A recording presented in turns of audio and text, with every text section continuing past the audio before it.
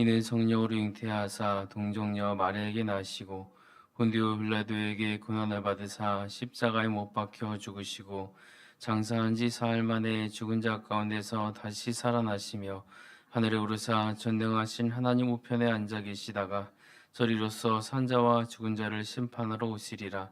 성령을 믿사오며 거룩한 공예와 성도가 서로 교통하는 것과 죄를 사하여 주시는 것과 몸이 다시 사는 것과 영원히 사는 것을 믿사옵나이다. 아멘. 찬송가 214장입니다.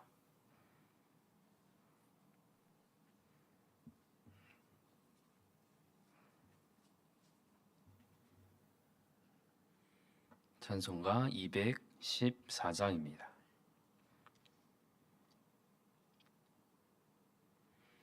나 주의 도움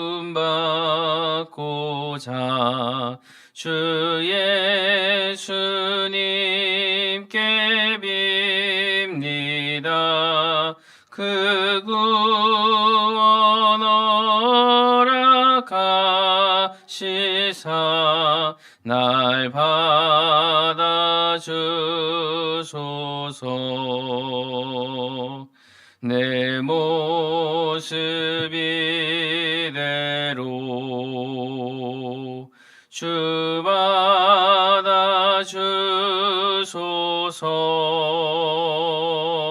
나 위해 돌아가신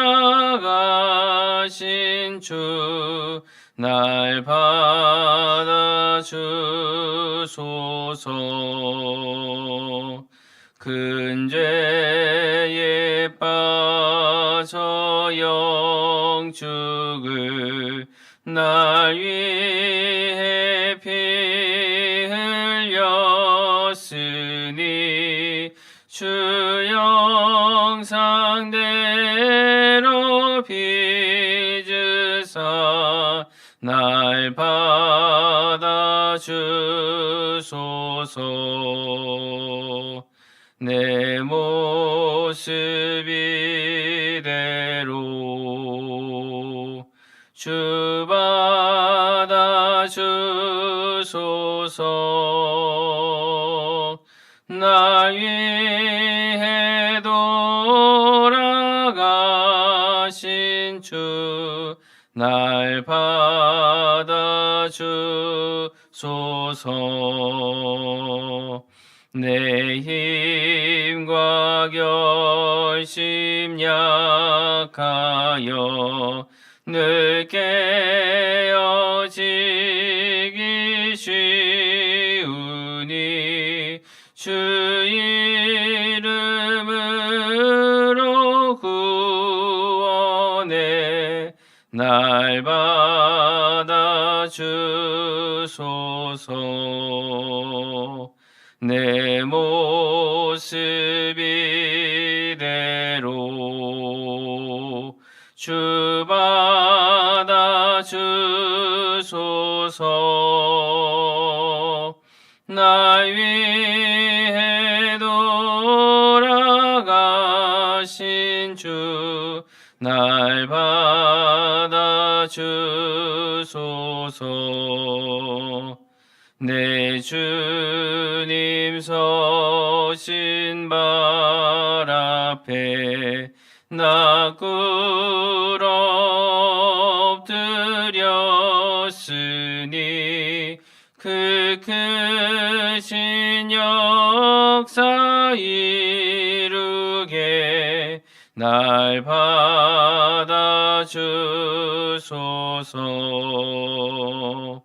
내 모습 이대로 주 받아주소서. 날 위해 돌아가신 주 날 받아주소서. 아멘. 찬송가 36장입니다.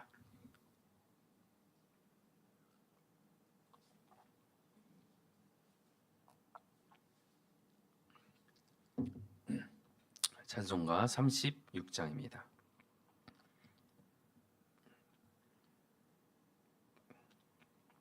주 예수 이름 높이여 다 찬양하여라. 금멸유관을 들여서 만유의 주 찬양. 금멸유관을 들여서 만유의 주 찬양. 주 예수 당한 고난을 못 잊을 죄인아, 내 귀한 보배 바쳐서 만유의 주 찬양. 내 귀한 보배 바쳐서 만유의 주 찬양. 이 지구 위에 거하는 온 세상 사람들, 그 크신 위엄 높여서 만유의 주 찬양. 그 크신 위엄 높여서 만유의 주 찬양. 주 믿는 성도 다 함께 주 앞에 엎드려 무궁한 노래 불러서 만유의 주 찬양.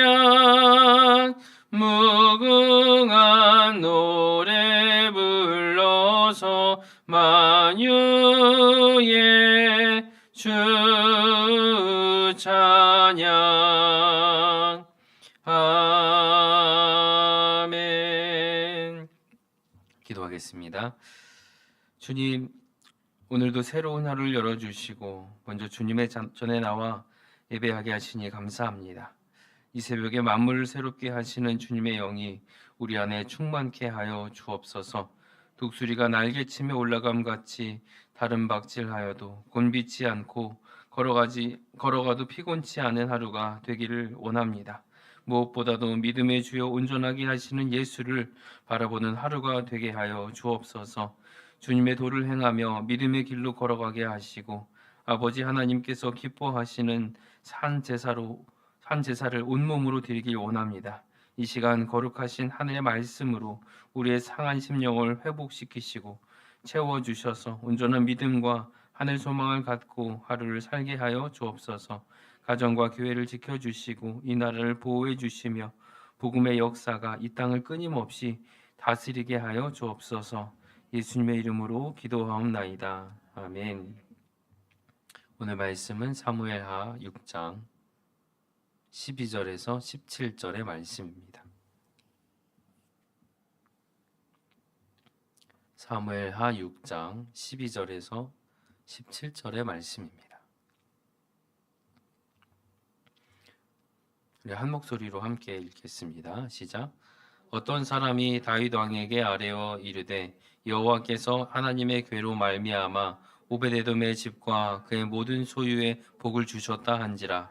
다윗이 가서 하나님의 궤를 기쁨으로 메고 오베데돔의 집에서 다윗성으로 올라갈새 여호와의 궤를 맨 사람들이 6걸음을 가매 다윗이 소와 살진 송아지로 제사를 드리고 다윗이 여호와 앞에서 힘을 다하여 춤을 추는데 그때에 다윗이 배 에봇을 입었더라. 다윗과 온 이스라엘 족속이 즐거이 환호하며 나팔을 불고 여호와의 궤를 메어오니라.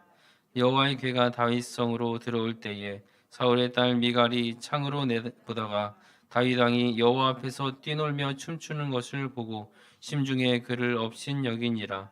여호와의 궤를 메고 들어가서 다윗이 그것을 위하여 친 장막 가운데 그 준비한 자리에 그것을 두매 다윗이 번제와 화목제를 여호와 앞에 드리니라. 아멘. 오늘 말씀은 우리에게 예배가 무엇인지, 하나님 앞에 산다는 것이 어떤 모습이 되어야 하는지를 가르쳐 주고 있습니다. 우사의 죽음 이후에 언약궤가 석 달 동안 오베데돔의 집에 머물러 있었습니다. 하나님의 임재 앞에서 사람이 어떻게 서야 하는지 그것을 이스라엘은 뼈아프게 배웠고 다윗도 그 사건을 가볍게 넘기지 않았습니다. 그리고 오늘 그 궤가 다시 움직입니다. 오베데돔을 집을 떠나서 마침내 예루살렘으로 다윗 성으로 들어오는 날입니다. 수만 명이 모였습니다. 수금과 비파, 소고와 나팔 소리가 뒤엉켜 있는 순간이었습니다. 그런데 기쁨만 있는 자리는 아니었습니다. 흥분도 했고 기대도 했고 여전히 사람이 죽을까 하는 그러한 두려움과 긴장도 함께 섞여 있었습니다. 과연 이번에는 괜찮을까? 그 법궤를 옮겨오는 것을 우리가 감당할 수 있을까? 그 마음을 가지고 제사장들이 언약궤를 메고 조심스럽게 6걸음을 내딛습니다. 그때 다윗이 손을 들어 행진을 멈추고 그 자리에서 제사가 드려집니다. 피 냄새가 나고 연기가 나고 짐승의 울음소리와 제단의 그 열기 속에서 다윗 왕은 겉옷을 벗습니다. 위험의 상징을 내려놓고 배 에보맛 입은 채 마치 어린아이처럼 뛰기 시작합니다. 춤을 춥니다. 땅에 있던 흙먼지가 몸을 덮었을 겁니다. 땀도 났을 겁니다. 그런데 그 다윗의 시선은 사람을 보지 않습니다. 이 수많은 사람들이 나를 보고 어떻게 생각할까? 이 두 번째 왕 나를 어떻게 평가할까? 이것을 본 것이 아니라 다윗은 오직 여호와 하나님만을 바라봤습니다. 그런데 오늘 본문 후반부를 보면 이 같은 장면을 다른 시선으로 바라보는 사람이 있죠. 성벽 위 창문에서 사울의 딸 미갈이 그것을 바라봅니다. 그런데 그녀의 눈에 비친 다윗은 거룩한 예배자가 아니라 품위를 잃은 왕이었습니다. 이 예루살렘의 이 시간은 이렇게 갈라집니다.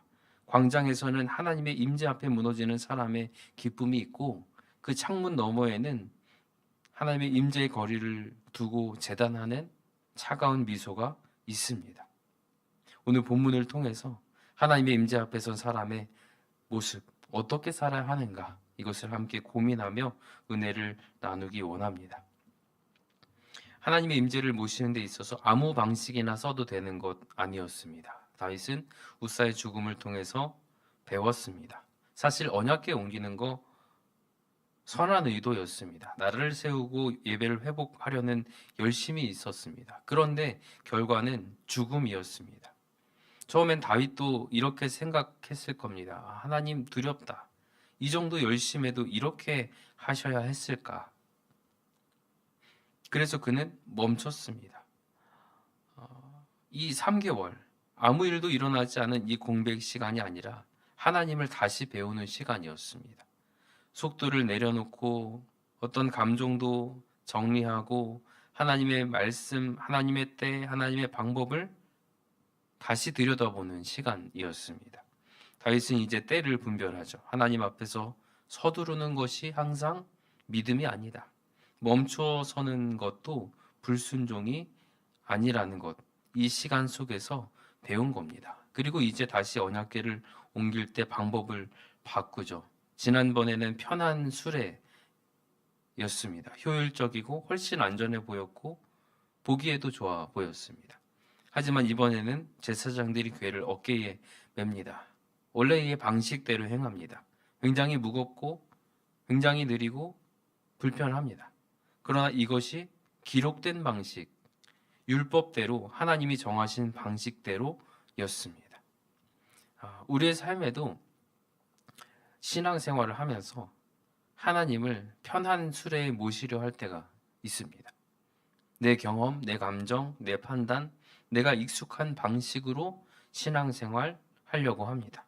그러나 하나님의 임재는 편리함 위에 임하지 않습니다. 말씀 앞에 내려놓은 이 무거운 어깨 위에 임하는 줄로 믿습니다. 그리고 또 한 가지 장면이 등장하죠. 그들은 6걸음을 걷고 멈춥니다. 그리고 제사를 드립니다. 6걸음이면 몇 미터도 되지 않습니다. 아주 짧은 거리 그 지점에 멈춰서 예배합니다. 이 장면이 이야기해 주는 것은 한 걸음도 하나님의 허락 없이는 갈 수 없다라는 고백입니다.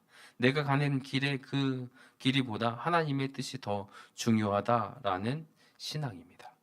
그렇게 볼 때 오늘 우리의 인생의 속도는 어떨까요?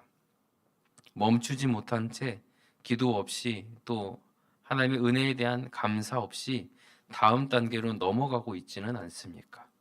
다윗은 6걸음을 걷고 확인했습니다. 물론 본문에 이 6걸음이 반복적이지는 않습니다. 걷고 멈췄습니다. 그러나 다윗은 성까지 오는 그 기간을 계속해서 조심히 보고 하나님의 뜻을 구하고 계속해서 하나님을 찬양하고 춤추면서 왔을 겁니다. 그러니까 성에 다가올 때쯤 미갈이 창문에서 보고 그 다윗이 춤추는 모습을 봤던 겁니다. 우리의 일상이 이런 예배가 되기를 원합니다. 일의 성취보다 하나님의 뜻을 먼저 묻고 우리의 속도보다는 순종을 선택하고 또 걸어가는 모든 걸음마다 조금 느리게 갈 수는 있어도 주님 이 길이 맞습니까? 라고 기도하는 삶, 그런 삶 위에 하나님의 함께 하심을 누리는 복된 성도 되시기를 주님의 이름으로 축복합니다. 14절 말씀입니다. 다윗이 여호와 앞에서 힘을 다하여 춤을 추는데 그때에 다윗이 배 에봇을 입었더라. 여기에 배 에봇은 구약 성경에서 제사장들이 착용하던 의복입니다. 그러니까 대제사장이 착용하는 그런 정교함은 없습니다. 일반적인 종교 의식에 착용하던 간소한 의복입니다. 제사장의 직무와 신탁에 관련되어 있고 세마포로 제작되어서 거룩함과 겸손을 상징합니다. 그러니까 다윗이 왕의 옷을 벗습니다. 왕관을 내려놓은 겁니다. 권력의 상징을 내려놨습니다. 이스라엘의 통치자라는 자리를 내려놓고 오직 하나님 앞에 서서 춤을 춘 겁니다. 하나님 앞에서 낮아지기를 선택한 겁니다. 그리고 힘을 다해 춤을 춥니다. 여기서도 이 춤을 춘다라는 것이 조용한 몸짓이 아니라 히브리어로 카라르라는 단어인데 빙글빙글 도는 춤이래요. 안에 차오르는 기쁨이 몸 밖으로 터져 나오는 움직임이랍니다. 그리고 또 다른 표현은 파자즈라는 단어를 쓰는데 가볍게 뛰면서 활기차게 움직인다라는 거죠. 그러니까 어떤 통제된 예식이 아니라 억눌러 두었던 다윗의 그 마음에 있었던 그 기쁨이 온몸으로 터져 나오면서 막 뛰면서 돌면서 어떤 형태 없이 그렇게 하나님을 예배했다라는 모습이라는 거예요. 다윗의 춤은 사람에게 보이기 위한 어떤 정해져 있는 툴의 어떤 퍼포먼스가 아니었습니다. 미갈이 어떻게 보든 옆에 있던 신하들이 어떻게 보든 그것은 다윗은 보지 않았습니다. 여호와 앞에서 춤을 췄습니다. 다윗의 예배에는 체면이 없습니다. 다윗의 예배에는 계산도 없고 비교도 없고 그냥 오직 하나님 앞에 자신을 전부 내려놓은 몸짓만 있었습니다. 사랑하는 성도님들, 예배 드릴 때 우리가 가진 체면을 벗어야 됩니다. 자존심의 옷도 벗어야 됩니다. 비교할 것도 없고 사람의 평가를 볼 것도 없고 이 정도면 괜찮겠지라는 그런 생각들도 필요 없습니다. 예배는 하나님 앞에서 나를 포장하거나 증명하는 자리가 아닙니다. 예배는 내가 누구인지를 잊고 하나님이 누구신지를 다시 기억하는 시간입니다. 다윗은 그렇게 왕의 옷을 벗고 배 에봇을 입었습니다. 하나님 앞에서 아이처럼 뛰놀 수 있는 자유, 실수해도 괜찮은 그 기쁨, 부끄러움보다 은혜가 더 큰 예배, 그런 예배의 춤이 우리 가운데 다시 회복되기를 주님의 이름으로 축복합니다. 그렇게 자유함으로 예배하는 예배자 곁에 다른 시선 가진 사람, 미갈입니다. 모든 장면을 창문 너머에서 지켜봤습니다. 아니 내려와서 같이 춤추면 되지. 거기서 그냥 보고 있습니다. 기쁨이 일어나지 않습니다. 감격도 없습니다. 왕이 저게 뭐야? 라는 그 생각만 있습니다. 그리고 16절 하반절로 그의 마음을 이렇게 표현합니다. 다윗 왕이 여호와 앞에서 뛰놀며 춤추는 것을 보고 심중에 그를 업신 여기니라. 예배자와 관찰자의 결정적인 차이를 보여줍니다. 다윗은 광장에서 땀을 흘리고 흙먼지를 뒤집어 쓰고 사람들의 시선이 있지만 그럼에도 불구하고 그것을 쳐다보지 않고 하나님 앞에 드리는 기쁨의 예배를 드렸습니다. 반대로 미갈은 창문 뒤에 서서 어떤 안전한 거리를 두고 또 비판하기 좋은 위치에서 더러워지지 않는 자리에서 예배를 드린 것이 아니라 예배를 판단했습니다.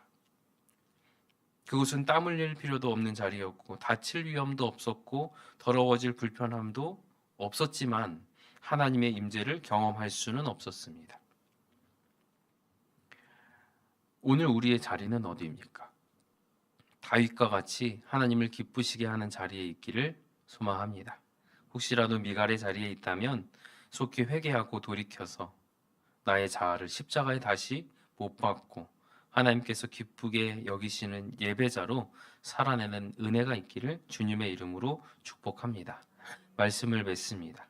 다윗은 3개월이라는 시간 동안 때를 기다릴 줄 아는 믿음을 배웠습니다. 그리고 방법을 고치고 한 말씀 앞에 순종하는 겸손을 선택했고 또 체면을 벗고 예배 가운데로 뛰어드는 담대함을 보였습니다.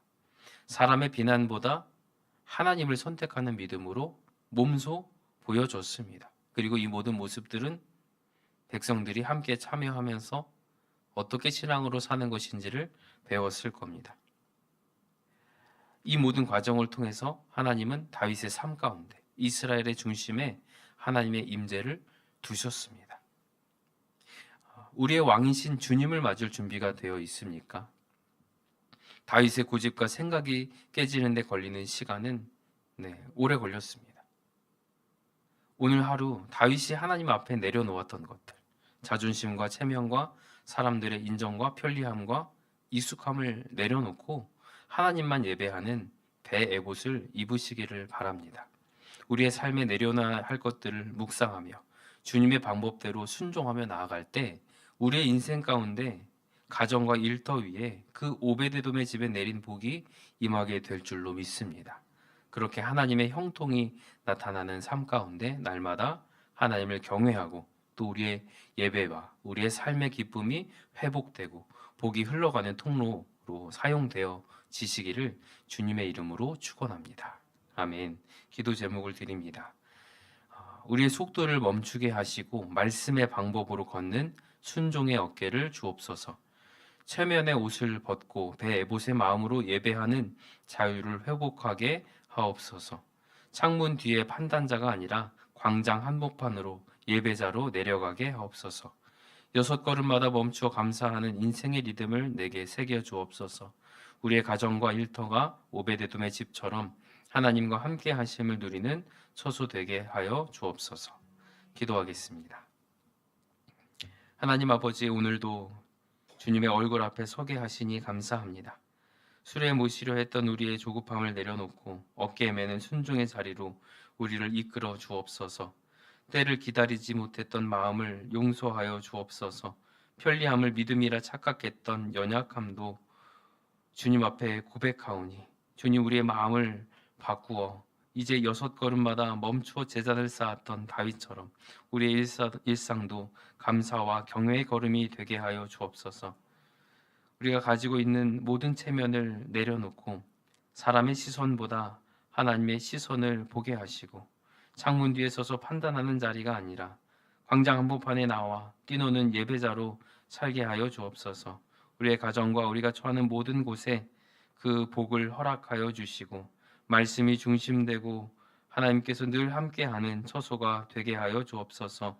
오늘 드린 예배가 삶으로 이어져 걸음마다 주님의 이름이 높아지게 하여 주옵소서. 우리의 왕 되신 예수 그리스도의 이름으로 기도하옵나이다. 아멘. 이제는 우리 주 예수 그리스도의 은혜와 아버지 하나님의 크신 사랑과 성령님의 감동감화 교통하심이 하나님을 향하여 힘을 다하여 춤을 추는 예배자로 부름받은 모든 성도들의 삶과 가정과 일터와 모든 걸음 위에 이제로부터 영원토록 함께 있을지어다. 아멘.